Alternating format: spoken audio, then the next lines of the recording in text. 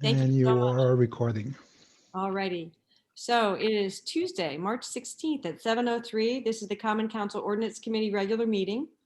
And I will just list the number of members who have joined us of the committee. David Hoovelman, Dominique Johnson, Tom Keegan, Tom Livingston, and Kadeem Roberts. And we have Brian Candela, who is our staff person with us. So roll call is done. And you, Lisa. Sorry? And Oh, you. I'm here. Yeah, thank you. Just in case they don't recognize the voice. And then the other thing is, I assume that we don't have anybody here for public comment. Is that right, Anthony? Currently, nobody from the plug. No. Okay, so no public comment today. So acceptance of minutes is the next thing on our agenda. I know I have a couple of little tiny changes. Sorry, Brian, I would have sent it to you, but I hate making your life harder. On page 2 at the bottom. Hold on one second. I'm going to do this while you're talking. Page 2 at the bottom. Yeah, at the bottom, the very last paragraph. Second line, Ms. Johnson reviewed the item, and it says hat, but it should be that. The definition of gender, so that. There we go. And then I have, these are going to be a little bit harder. So on the next page, Yep. in the first line, it says what is proposed. See that? So then get rid of is used, and I'll give you language. Yep. Mirrors the language contained in the statutes of. Here's the language contained In the statutes of. statutes of. And then get rid of used by, so it says the statutes of the state of Connecticut. And then in the very last line, I hope this is okay, Ms. Johnson, because I'm changing your language. Ms. Johnson said that she would separate the, and then so see that, go down to the last paragraph. Ms. Johnson said she would separate the. Yep. And get rid of amendment. And then this is what I'm going to change. Instead of amendment, I'm going to write the 2 paragraphs of the proposed amended ordinance.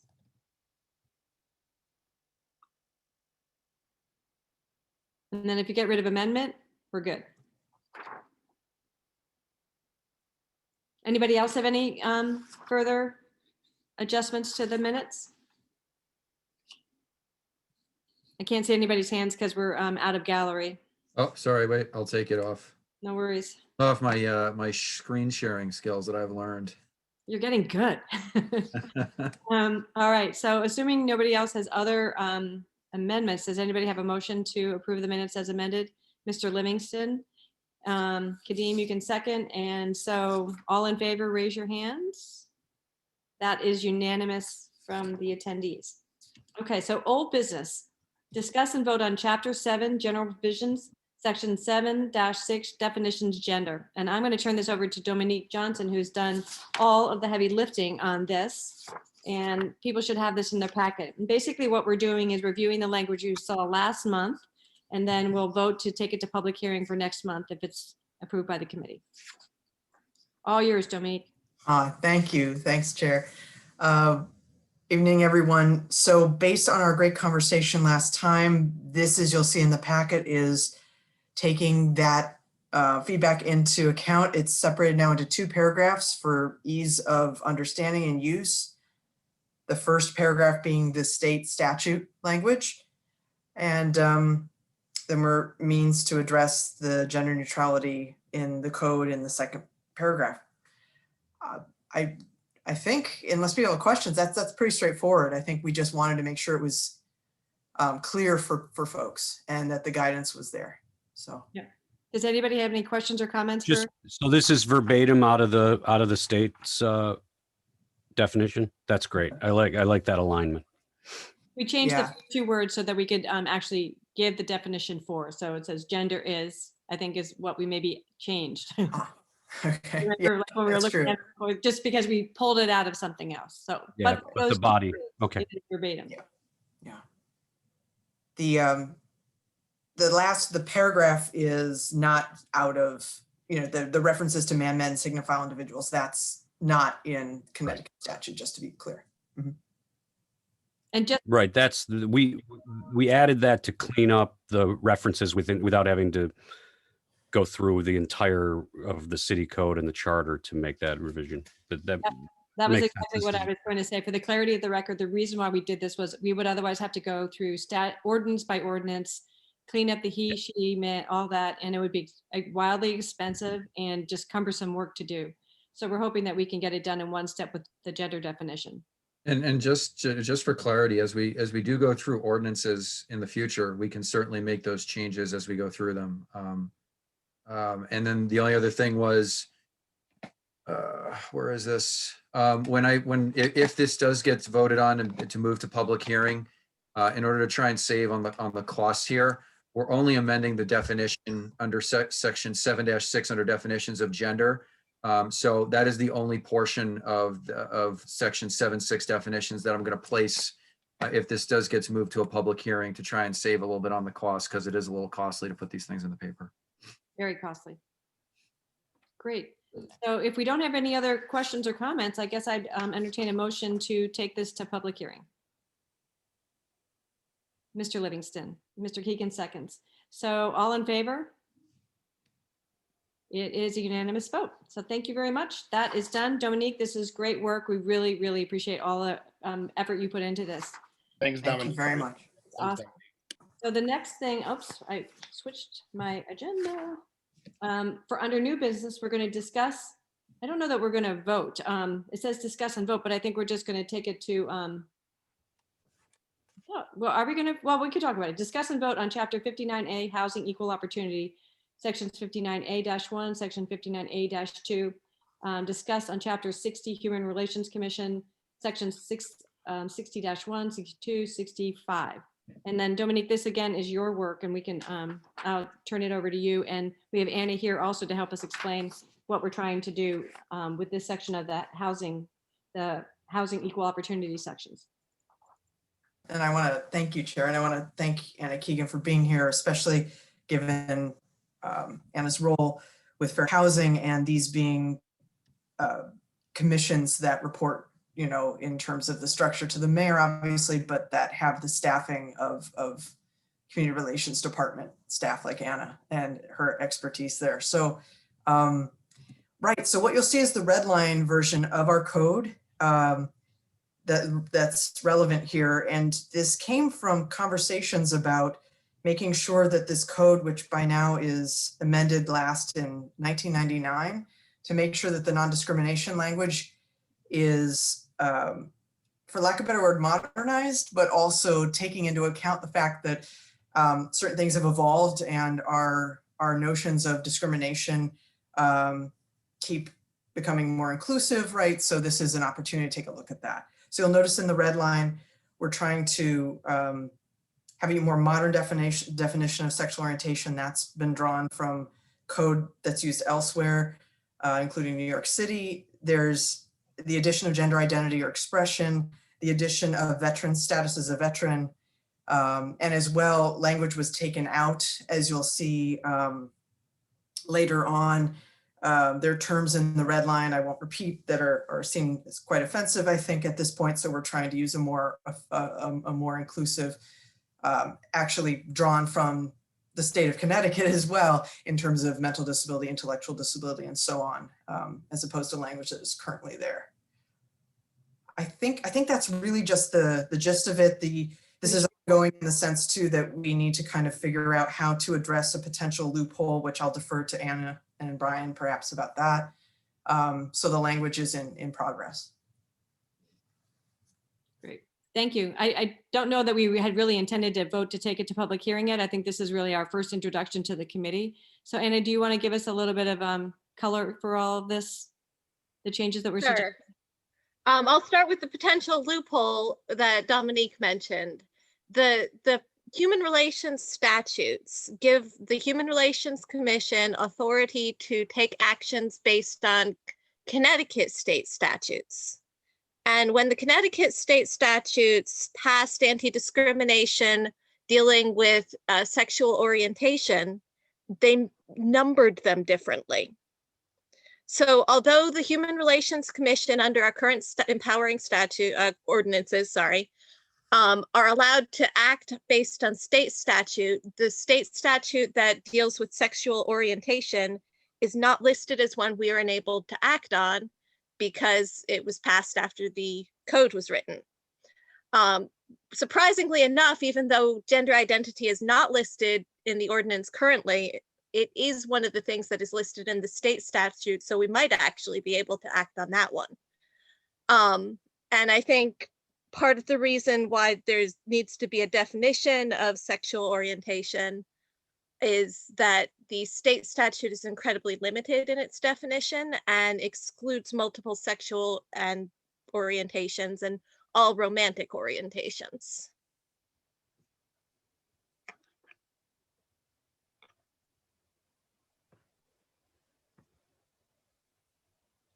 I was muted. Does anybody have any questions for Dominique or Anna? Tom's got his hand up.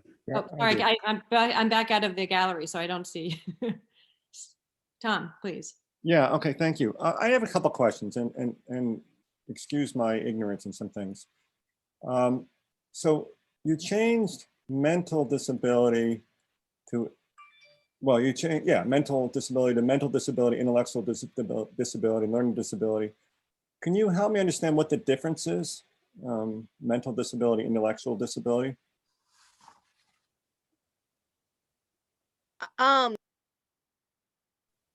You're muted, Anna.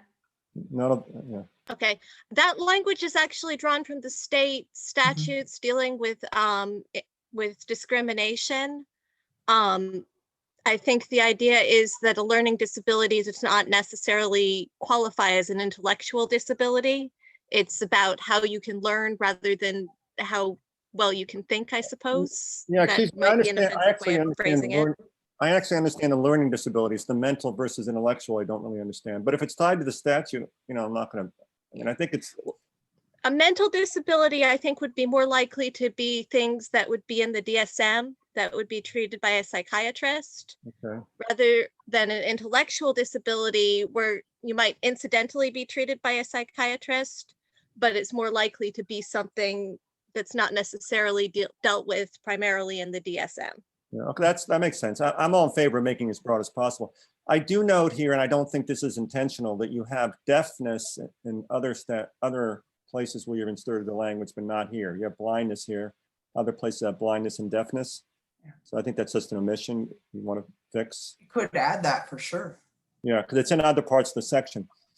The other thing I just wanted to note, and I don't think it matters, is, you know, we just got finished defining gender, which we took from the definition, I understand, from gender identity or expression. Should we just say gender here? Or I realize expressions is something a little different, but I just want to, should we tie it back to our own ordinance or keep it this way broader to tie to the state? I mean, I don't know.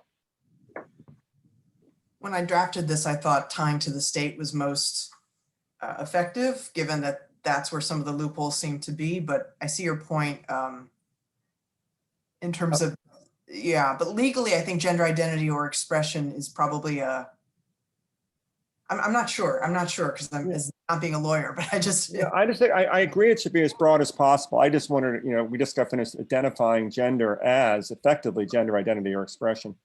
It's the same language used for that in the state. I don't have a strong feeling about this. I just raised the question. So we're not limiting it by adding these extra words, right? We're making it broader. Is that how we feel? Or, I mean, how would you say, Anna? Including but not. I think Brian's off mute and I think he might want to weigh in. Okay. So I know Attorney Matt Sapienza from my office had an opportunity to work with Dominique on section 7.6. My understanding is that no one from the law department's had a chance to take a look at 59A or chapter 60. Just speaking, you know, in terms of what we're trying to do here, obviously we want to be inclusive. I don't think it hurts to have, you know, some kind of language that we'll have to work on, but including but not limited to. And then we can not only have gender capitalized, so it would meet the definition that we've put in 7-6, but then you can go on and identify all of these other things to try and cure the loophole that we've been talking about. I don't think that's probably the best way to do it, but again, we haven't had an opportunity to look at it, but that's probably the way that I would recommend at least just look. That makes a lot of sense to me, Brian. Yeah, me too. Me too. And I'm sort of, for me, I think that that gender should be added into this, because when we start looking at all these different, classifications, for want of a better word, I'm sorry, but I think gender is a big part of it. And since we have a definition that's very now specific to what we're saying gender is, I think it's important that we reflect that throughout the code. I don't know if that becomes a problem when it goes up against a state issue or not. So that would be the question that I would look to Anna and Brian, to answer. But I personally feel gender should be included. So just talking about generally sexuality. speaking, yeah, I'm sorry, go ahead, Lisa. I'm sorry. The thing that we always need to be clear about is we're talking about sexuality and gender being different things and wanting to be as inclusive of both categories. Well, I'm looking at the first line: to safeguard all individuals within the city from discrimination because of race, color, religious creed, sex. Should not that be gender Yes. based on our definition? Yeah. So that it encapsulates all of that: age, national origin, marital status, sexual orientation, and then you get into the other listings under the sexual orientation. I just think gender should be there based on the fact that we've just taken pains to define gender. Right, and if we, just let me go back to it real quick. Sorry if this is. And it would be capitalized because we're Be capitalized, correct. a specific definition.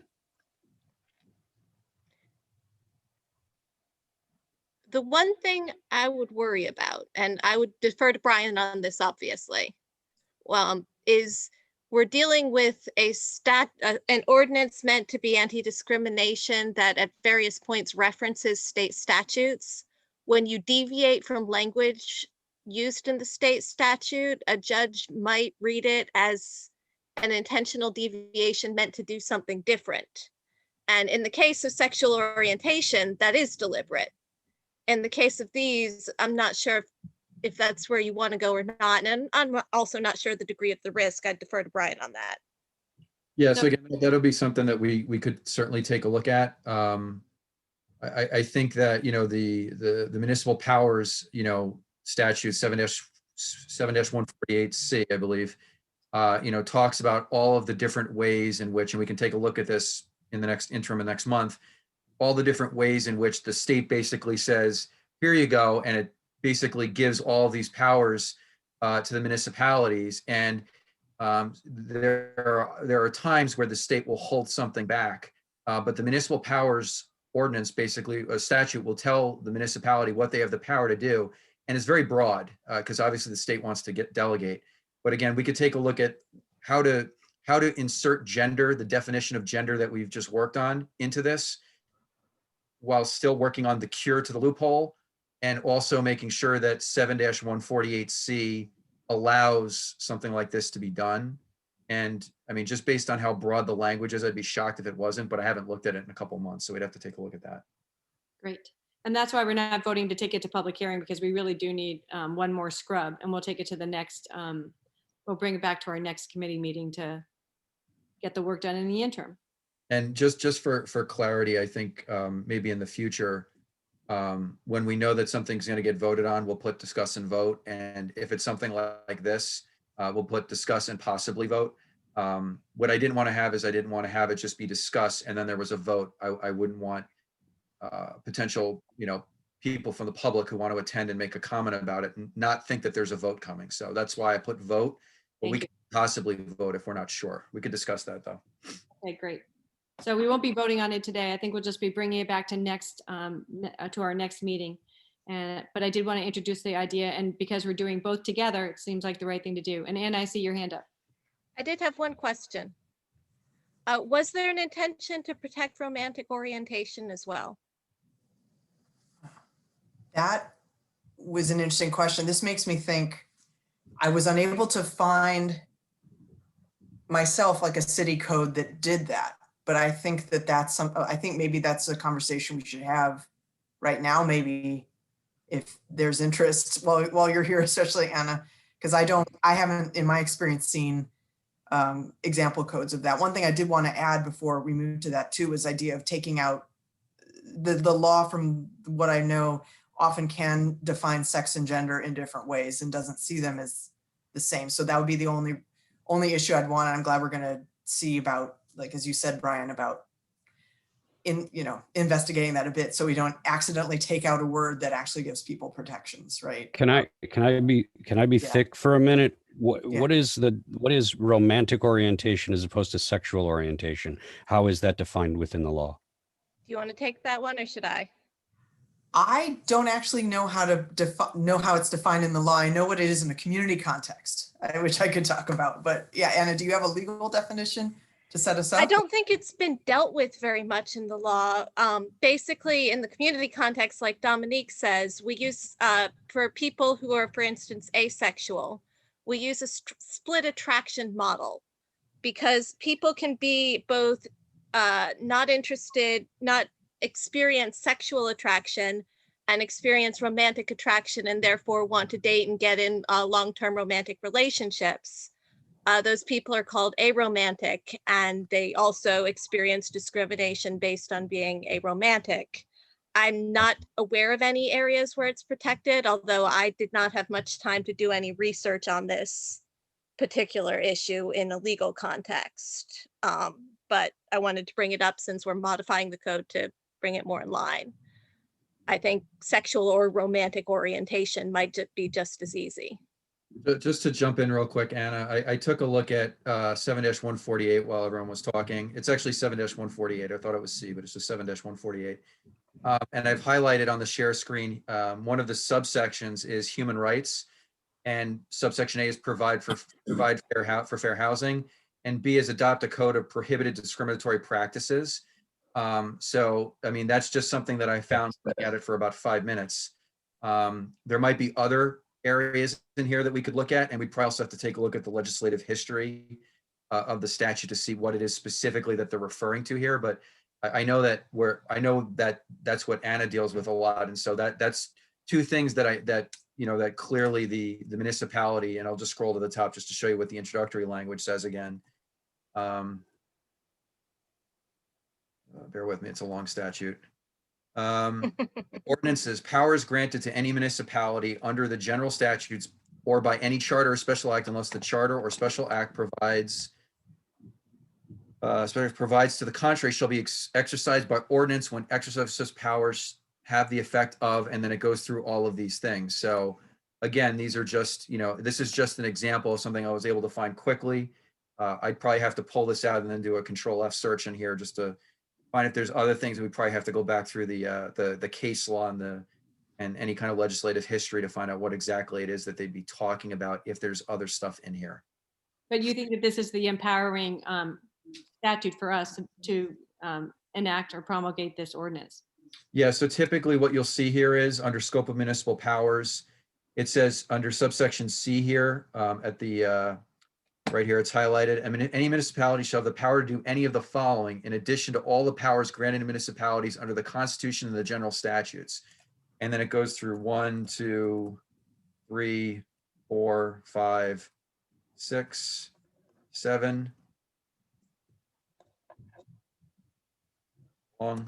8, and 9. So 9 under subsection C is what I located. And again, there might be other things in here, but that's just something that stood out to me because I can't do a Control F search here.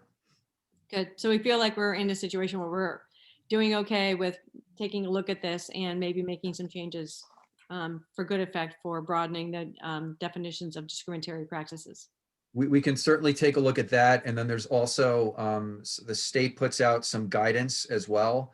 I know we've looked at it before with other things, like on some of the larger things like noise, for example. So we could certainly take a look to see if the state has any, it's not really binding, but it's guidance. So it's certainly helpful because they usually cite the stuff and they have a lot more resources than we do. Okay, great.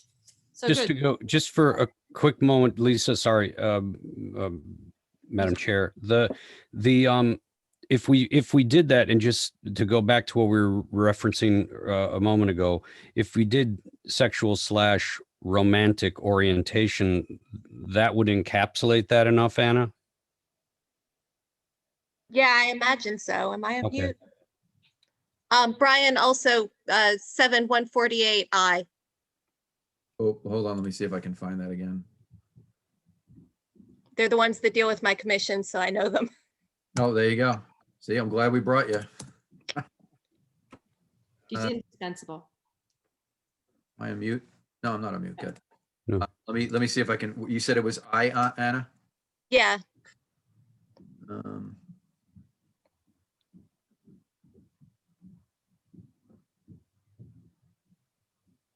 well, let me share it so everyone can see it. Make sure I'm sharing the right one. Thank you. Yep. Again, I can get anyone this this ordinance if you want. Is this what you're talking about, Anna? yeah, I think.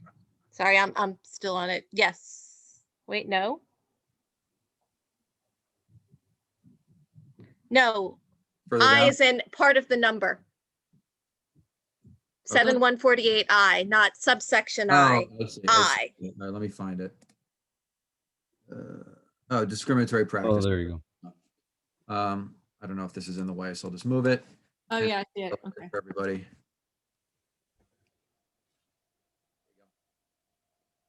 You can adopt a code of prohibited discriminatory practices and you can establish.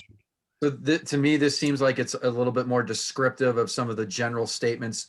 It seems like 7-148 kind of gives you the summary, like the bullet points, the cliff notes, and then this is a more specific thing on that particular item because it's specifically referencing subsection C of section 7-148 discriminatory practice, and then it's specifically citing violations of these other statutes. So it seems like 7-148 is the broad strokes, and then this one specifically goes into what Anna was specifically talking about. Great. Good. So basically, we need to look through this and make sure that we're not butting up against something that will cause, potentially a conflict in the court. With Yeah, this, we just want to make sure that that we take a look at 7-148, 7-148I, any of the other statutes that are being mentioned, so this way we can at least speak intelligently about them. Yeah. And take a look and see if there's anything in there that would suggest that we can't do this. I doubt it, but we should be certain about this. and then Brian, should Dominique and I work with Matt on this because he's sort of started rolling the ball with us? Because I know you've got a lot of conflicts in your time right now. Yeah, it would probably make sense to the extent that I can help, I will. Like for example, before I sign off for this evening, I will send you all a copy of 7-148 and 7-148I in Word format, so you can highlight it and use Control F to find whatever it is that you're looking for there. So I will start to do that, and that will at least save some time. That'd be great. That'd be really helpful. Thank you. We'll come back to everybody next month with a more, with a scrubbed up version of these two ordinances. And then finally, just, coming attractions. Next month, I think we're also going to be dealing with the outdoor dining regulations. That's supposedly going to be coming up across our desks shortly. And of course, we really want to take a look at that as soon as we can because we want to support our businesses in Norwalk as much as we can. So expect to be seeing maybe some language coming across your desks in the next week or two. On that. Just so you know, there's been a lot of chatter about the outdoor dining on the municipal attorney's listserv, so I will forward any comments that some of these other attorneys have made to you guys so you can think about what they're saying in advance of the meeting. Oh, that's good. So they're having some suggestions about what they're doing in their towns? Yeah, and there's also concern. I know I had a conversation, I believe, with Lisa and Sabrina. We were kind of going back and forth, and there was some concern by some of the municipal attorneys that that some of these outdoor dining practices might be running out of time, and there's kind of a disagreement amongst the attorneys when they're discussing it. So I can provide you with everyone with those emails so you can see what it is that they're talking about. That'd be great. Brian, what's the date? Was it April 7th or something that they thought was a drop? I don't want to say drop dead date, but Well, I'll find it right here. yeah. There weren't that many. When does the extension of Lamont's executive, the emergency powers end? So that's what they were kind of I discussing. thought it was April 7th was I think it's April 7th too. Yeah, let me see here. Hold isn't on. that right? And at this point, the legislature would have to vote to extend it, and I haven't seen I haven't seen a proposal come out of any committee or anywhere that says to extend it. So, Hence the reason for thinking about changing our ordinance in town, yeah. extend outdoor dining ability by our small restaurants, whatnot. I'm trying to get the response right now. There's a lot of emails here, so I'll try to figure out how to group all the emails into one email. And one of the Rich Roberts, who's been doing this quite some time, believes they all expire April 19th unless an earlier date is specified. Depending on the trajectory of the cases, there may be some that are canceled prior to that date. And that was in response to an email about the executive order on outdoor dining having expired. I know April for 19th. landlord-tenant purposes, the end of the public health emergency is currently stated to be April 19th. What was it, 19th? Okay. Yeah, and just so you know, in response, because I forwarded this to Sabrina because she obviously knows more about this than I do, clearly. And she indicated they may expire on April 19th unless they're extended. But we're going to allow the approved permits and outdoor dining to remain for the remainder of the season. Come 2022, they will have to follow all of the rules of our ordinance and permitted processes. So they've bought us, economic and community development and whoever else is involved has bought us some time. So what I will do is I will send you all a grouping of these emails once I figure out how to do that along. I'll Is send that to this all of you guys, so y'all have them. is this a situation where the mayor needs to issue an executive order to make that extension? Can we do that as a municipality? I'd have to discuss that with Sabrina. That's unclear. I haven't had to take a look at this any more than. It may have come through the permitting process. Might be that. Our next ordinance committee meeting is on April 20th. So if they expire on April 19th, at least we're going to be too late to do anything too powerful, but we'll get started on it.